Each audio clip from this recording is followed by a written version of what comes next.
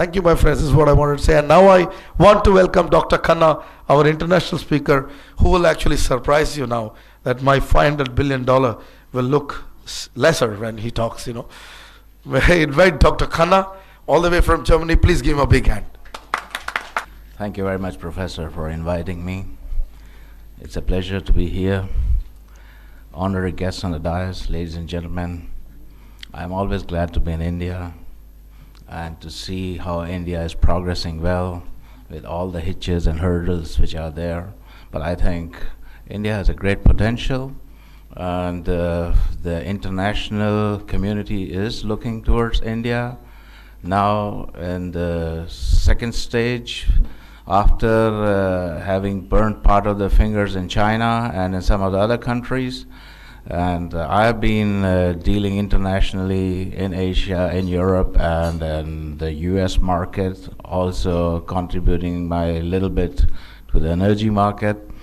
So I liked what Dr. Haldia said, something very, very important, and which I would like to briefly point out here once again.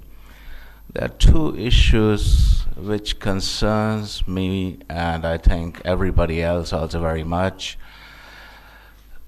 It is the consumer who decides. The consumer has to be satisfied. And what are we doing for that consumer? It is not just putting some plan somewhere and saying, I'm going to generate something, How I'm going to satisfy and bring that plan to implement to satisfy the consumer's needs, actually.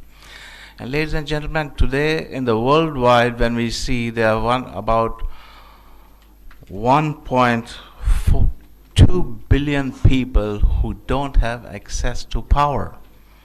And out of those 1.2 billion people, 300 to 350 million are in India itself.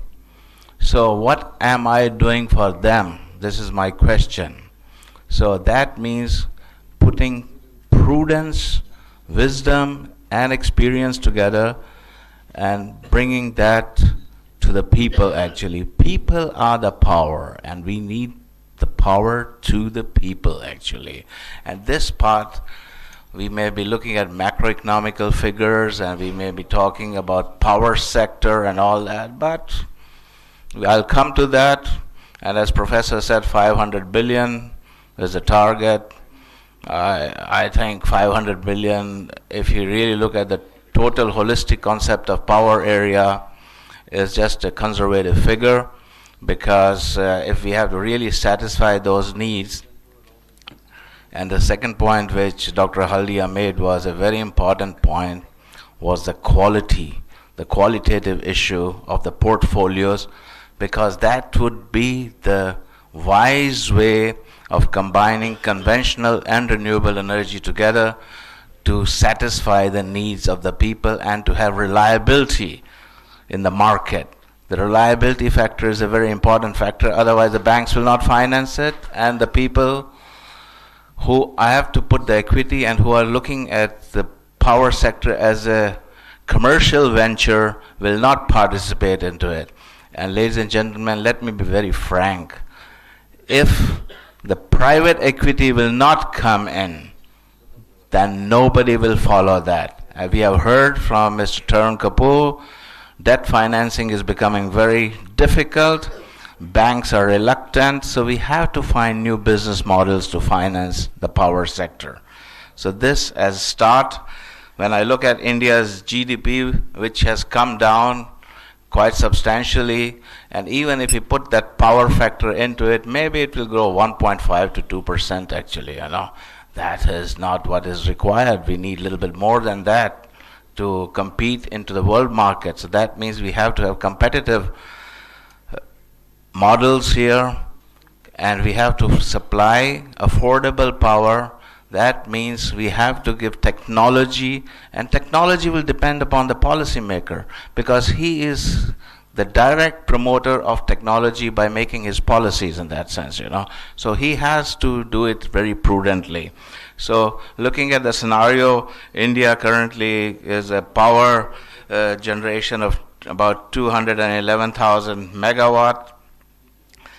and from which renewable, which we heard today, is roughly about 26,000 megawatts, which is roughly about 12.5% of the power.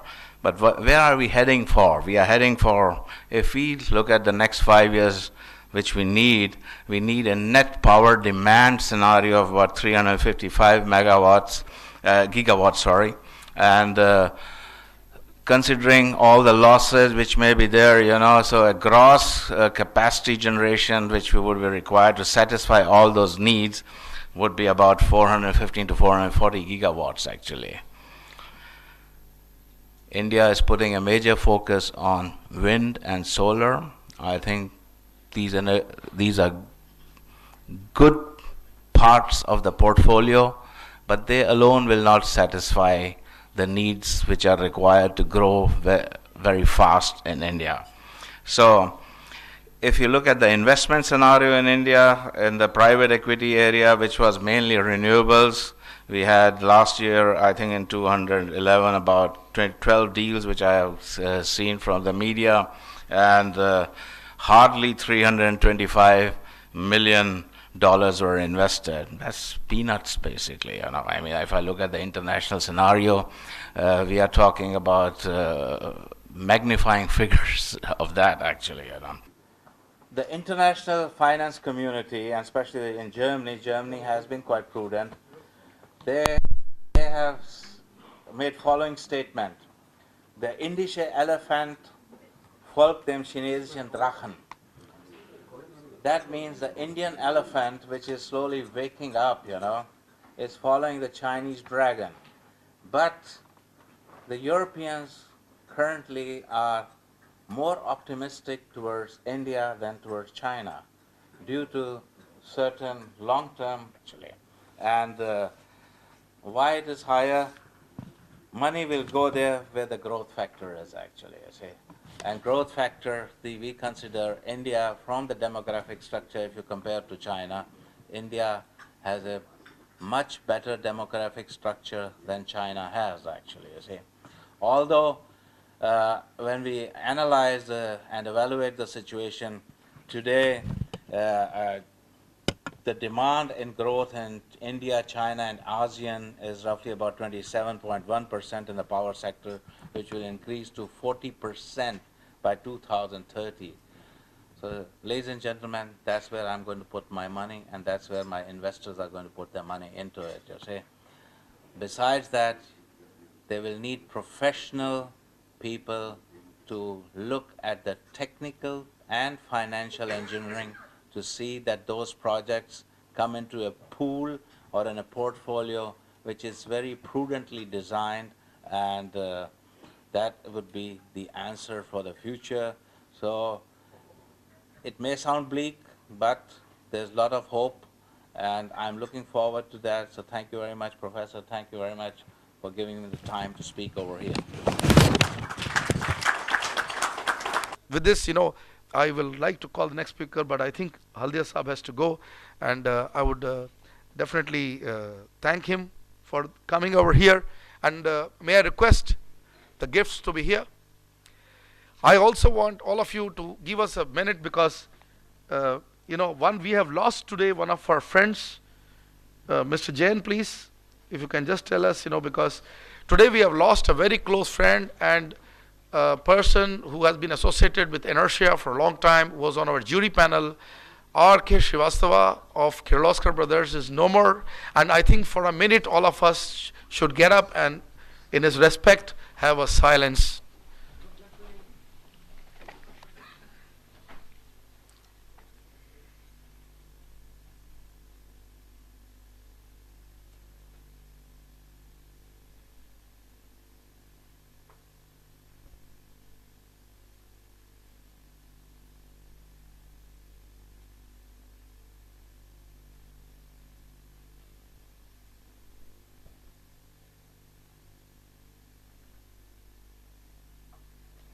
Thank you, my friends. Thank you. Yeah, I think Mr. Jain would tell us what exactly happened, because he was on the board of directors of Green Brilliance. With great sadness, I bring this news to you that Mr. Srivastava, who was father of our director owner, Amit Srivastava, passed away last night. He was suffering since the last 21 days with a brain hemorrhage, fighting very bravely, and we were all hoping that he will pull out of it. We did see some improvements last week, and there was great hope that he will survive and get well and stay well. But as God would have it, you know, this is something that is beyond all of us, is beyond, only God has His will in this, and we have to succumb to that. With great sadness we bring this news to you, and unfortunately, since this happened only last night, you know, so I will be leaving post this session for Pune for his cremation. And we bring wishes from you to his family, and please do pray for his soul. Thank you.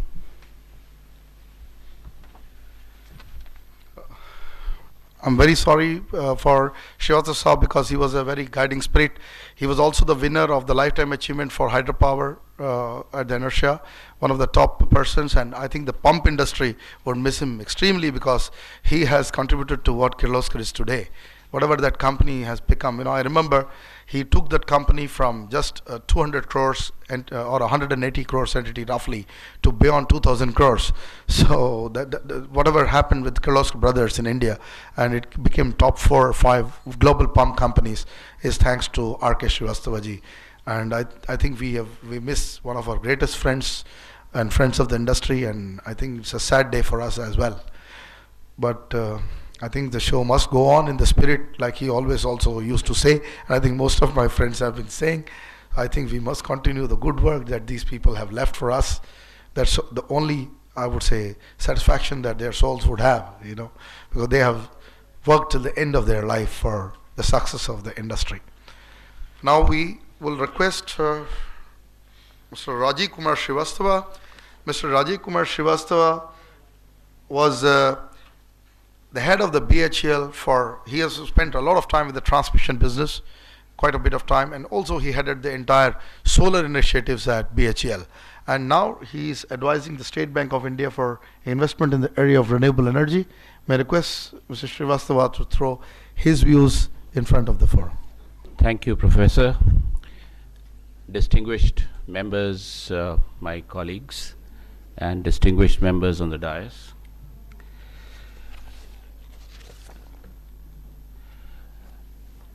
We are today sitting at the threshold of a very, very giant leap forward for this country. An opportunity to grow as a world economic power. There is an aspirational need of the citizens of this country, which will manifest in terms of a very young profile, and that puts a lot of challenges for us to look at where are we, where do we want to go, and to reach there, what are the risks that need to be managed. Because if that were not to happen, then this demographic dividend or the demographic advantage that this country gets between 2020 and 2030 would perhaps be just a mirage, perhaps. Where are we? Generation, good work was done. 55,000 megawatt was added in the 11th plan. Cumulatively, we are at 210,000 megawatt. And another good, just an incident I'd like to, which we noticed just the other day, the NTPC's 2.3 billion public issue was oversubscribed 1.79 times. So that is a good story. Transmission sector, the inter-regional capacity has grown to 26,000 megawatt. Frequency band has been tightened, which would cause a better quality power at the end of the day. It's been tightened to 49.7 hertz to 50.2 hertz as against the frequencies that we used to encounter about 10 years ago when I was in transmission, as low as 47 and going up to 53.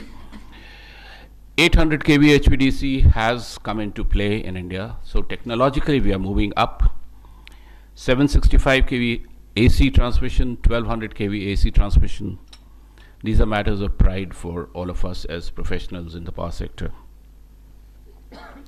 Renewable energy has done extremely well, and if Mr. Kapoor was here, I would have congratulated him, because this is perhaps one of the very few targets, or perhaps the only target which got exceeded in the 11th plan.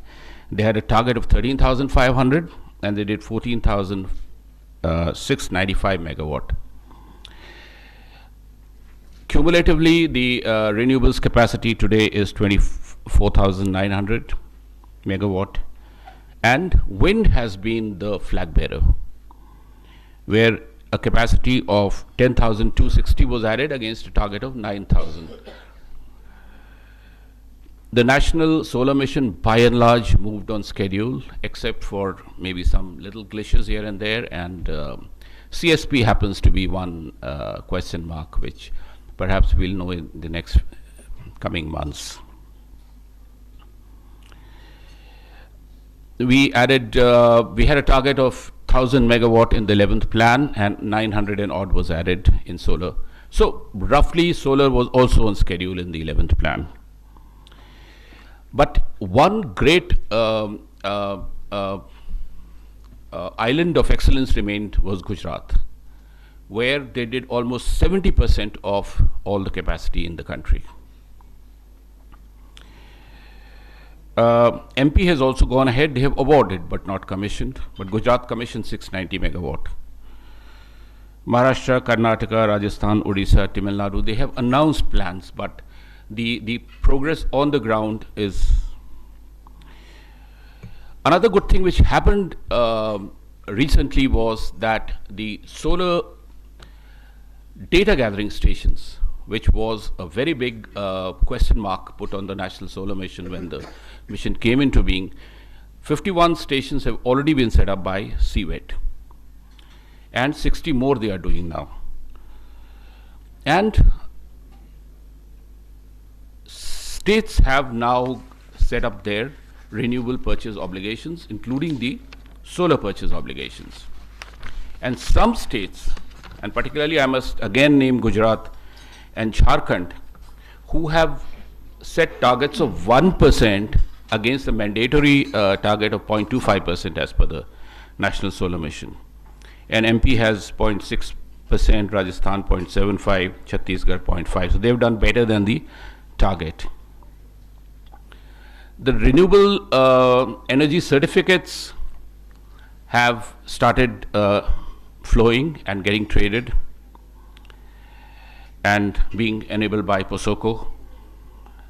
One project has already been commissioned, and I think more projects are on the way. Not only in India, the global, despite all the ifs and questions that we had about Europe, Europe still led the way in solar commissioning. And last year, I have the data for 11, I don't have the data for 12, 30,000 megawatt of PV capacity was added worldwide, out of which, surprise of all surprises, was Italy, which did 9,300 megawatt, in Germany that did 7,500 megawatt. So from where Dr. Khanna comes, despite all the economic problems and European Union has been leading in solar initiatives. But with all this good story, are we quite there? Firstly, as Professor said, we have a slowing economy. We have a fiscal deficit which is crossing 6%. Probably, they talk of 5.3, but I'm not quite sure. High current account deficit, our exports are slowing down. We are in a situation of high inflation in the country. And what perhaps impacts us as professionals is the very low capital formation which is happening, almost no capital formation happening in this country. Please bear in mind that statistical data shows that 30% of all capex in the country is power sector. So capex is getting a bad hit, which doesn't not a good omen for the future, because if the plants don't come on in the investment mode, then the next 5 years or 10 years hence, the country faces the problem of infrastructure, of energy, of the hydrocarbon sector, and in fact all the industrial sector.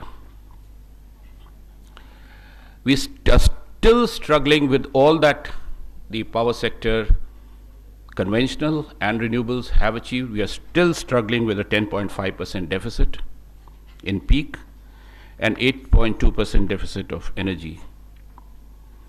We are still struggling with a 10 to 15% coal shortage.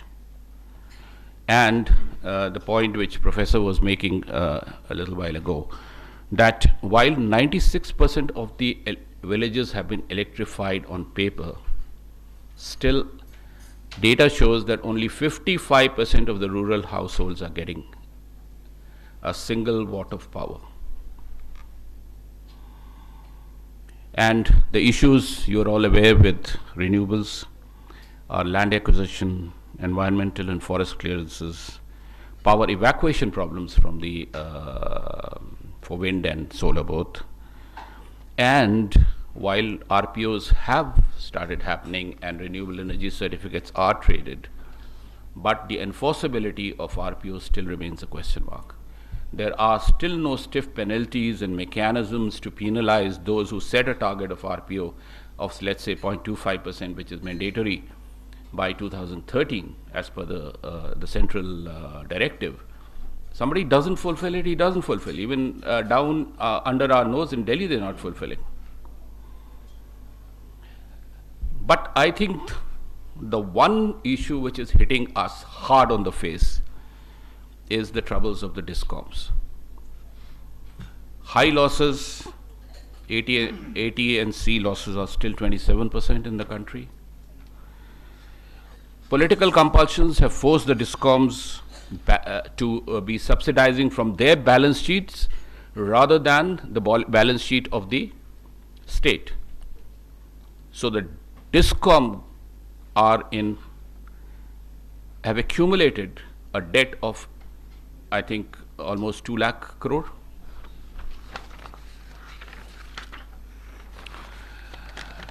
So with all these problems, where do we want to go?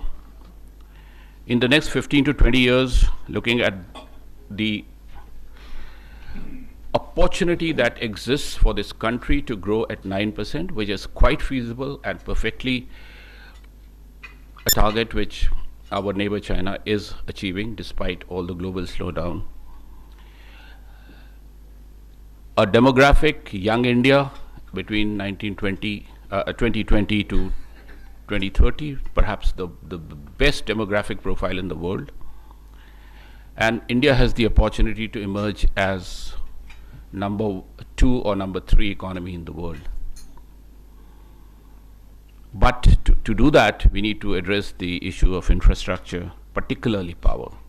And not just power, on a sustainable basis, a sustainable power with a low carbon footprint.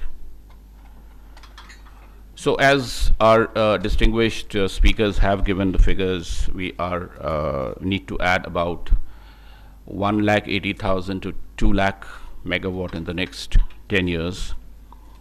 We need to make a national grid which should come on stream. They are planning 26,000 megawatt of inter-regional flow. Now, inter-regional flow, please appreciate, is very, very important because we are in a paradoxical situation where there are surplus powers in the east and deficit situations in north and west.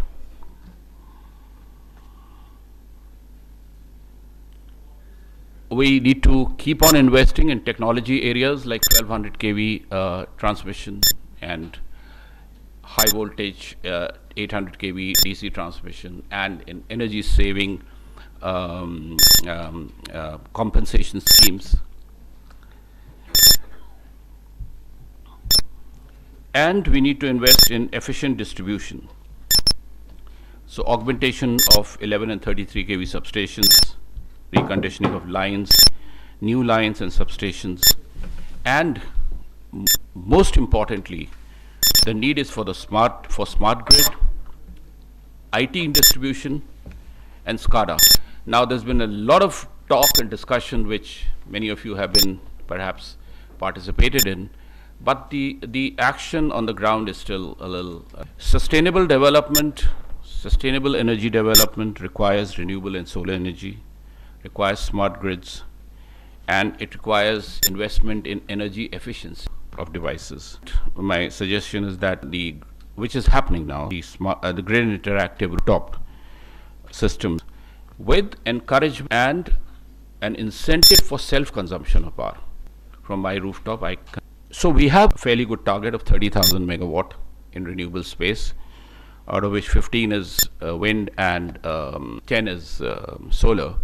But I guess this target for the 12th plan which will have all these facilities of evacuation, which will have solar data gathering, which will have water. So 250 megawatt parks are being planned, solar cities are being planned, where the carbon footprint would need to be reduced by 10% to fall in the category of a solar city and avail the subsidy from the central government. Will we be ready and deserving to be lent to? That is the question I'd leave for this audience. Thank you. I would now like to call upon Mr. Vineet Jain, Managing Director, Green Billions Energy Private Limited, to please address us. Good afternoon, gentlemen. I come from the renewable sector, so our talk would be more on the renewable side of the power sector. I would like to invite my colleague Pankaj Bhavania, who is a director on our board, as well as a chartered accountant by training, and also a techno-commercial expert on the renewable side, particularly the financing side of the renewable sector. As Green Billions, we are a manufacturer of solar modules as well as a EPC provider internationally. We are very active in the US, in the EU, and also in India. I'd like you to invite Pankaj to give you a small talk from a different perspective. Hopefully it will evoke more thought and give a different flavor to this gathering. Thank you. Come, Pankaj. Thank you, Professor Sir is not here. Vineet ji, distinguished speakers, ladies and gentlemen. As Vineet ji said, we would like to be more specific on the solar, and the whole approach of this interaction would be to have a bottom-up approach. Like, we have a vision, a lot has been said about the numbers and all, but how do an individual company achieve it? We are there in the industry. We are living it day in, day out.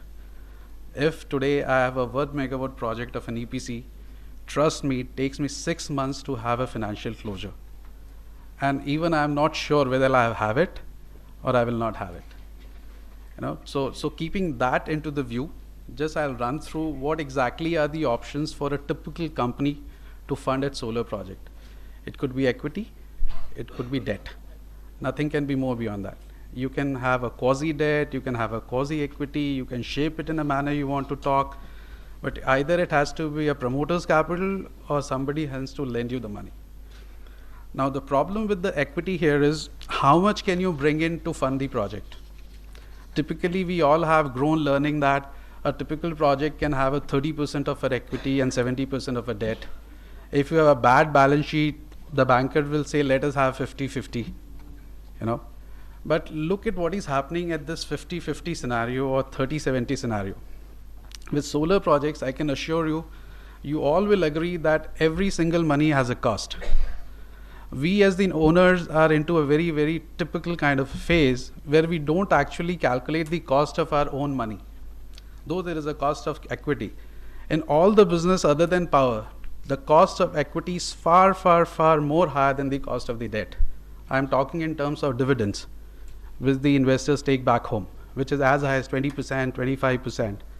But here, in typical projects of solar, we actually calculate cost of equity as 0. Despite of that, if I put a 14% mark on cost of debt over 70% of my funding, my average cost of funding comes to around 9 to 10%, taking a 30% equity and 70% of debt. I am not taking back more than 4 to 5% pre-tax margin in a typical 1 to 5 megawatt in APC. So if my margin pre-tax is 5% and my cost of fund is 10%, how do I survive? So this is the key. This is the key to the whole discussion. 50 million, 50 billion, 500 billion, trillion. I mean, trust me, nothing is going to be achieved. Why I am bringing this point here is there has to be a massive, massive paradigm shift of how do we as a countryman address this issue of power, more so renewable and more specifically solar. We cannot go to banks, we cannot take money at 14%. When we go to bank clearly says, has Government of India or RBI given me a fund at 6% so that I'd lend you at 9%? There is an intent. There was an intent in ENERTIA that the fund for solars will be available at 5%. Intent was there. But where have the RBI made this fund available to banks at 5%? It is missing. You know, same thing happened with textiles. Today, textiles, the funds are available at 5%. And that is what you see the textile revolutions happen in India in the last 20 years. So such kind of thought is required to ensure that entrepreneurs and the investors and people who are associated with the industry help to achieve these targets. Unless and until that is done, trust me, 100 companies will come, 500 will come, 200 will go. Net you will have only those kind of companies which are working. This is one area which I wanted to bring to your notice. The second important thought which I wanted to bring to your notice is what has happened over the last 2 years. Most of the power projects, the PPAs have been taken over by companies in consortium with foreign funding. Their cost of funds is 6%, our cost of fund is 14%. If you put those numbers into Excel, a 6% cost can give me a payback of 6 years, which is very, very attractive for anybody who is putting the equity. But at 14% cost, my payback goes with same numbers at 10 years. Am I interested to do this project? The answer is absolutely no. So this one thing which is very important for us to know. I can bring you another slide, which another data that over more than 200 power projects which has come up in India, almost 80% of the power projects have been funded by equity, either in the shape of venture capitalists or private equities or individual investors. Only 20% have been funded by banks. What has been the reason? Banks don't have money. They are just not sure of that exposure. They just don't know what is going to happen. Today, if I go to a bank, I tell them that longevity of this solar project is over 25 years and you get a payback of 8 years. Bank say कि इसको multiply करेंगे 10% से तो क्या होगा? How can a bank put a multiplier of a 10% beyond 9 years? Anything of a multiplier beyond 9 years is 0. So nothing comes up. This longevity story of 25 years is no good for the banks. Now, so the two things which I wanted to highlight is, unless and until there is a massive shift of thought that, okay, yes, this is an issue, this is a national issue, let us bring that kind of corpus to the lenders and lend it to our industry so that everybody grows together. Let us empower the entrepreneurs to fulfill this kind of targets. Unless that is done, nothing's going to happen. Government is talking of food security bills, 1 lakh crores of corpus. They are talking of education security bills, amazing amount. These are important, but there has to be something done on the power security. Where is that money? How do we get to know? How do we achieve it? These are the questions which are still unanswered. You know, and one very important thing which Sir was talking about was how do you work on the RECs and RPOs? He has rightly said there is a huge demand of RPOs. You know, the obligations have been structured on the people, on the commercial entities, but there is no enforcement there. I mean, they just walk away with that. If I don't do it, I'm fine, nothing's going to happen. So that is one area which is very, very critical on the enforcement part. The third thing which I want to take out from here is how do you transfer power between the states? You know, the wheeling charges, if power, solar power is cheaper in Chhattisgarh because of the state policies, I can wheel it, I can transfer it into Gujarat or anywhere else. But wheeling charges from one state to another is as high as 10%. You know, the government has worked out a tax structure. The biggest indirect tax paradigm that is going to happen in independent India is GST, single tax structure. Why can't government think of single wheeling part, single wheeling cost across the nation? You know, so those kind of things are to be thought about before we actually could really look at these numbers. And most important thing, which I was talking about, is I wanted, you know, Hindi में अपन कहते हैं ना, इस type का mission achieve करने के लिए पूरी कायनात को लगना पड़ेगा कि आप मैं 50 लोग बातें करते रहेंगे, पर जब तक पूरी कायनात नहीं लगेगी, we'll always be a huge potential nation and we'll never be a potential achieved nation. Thank you so much.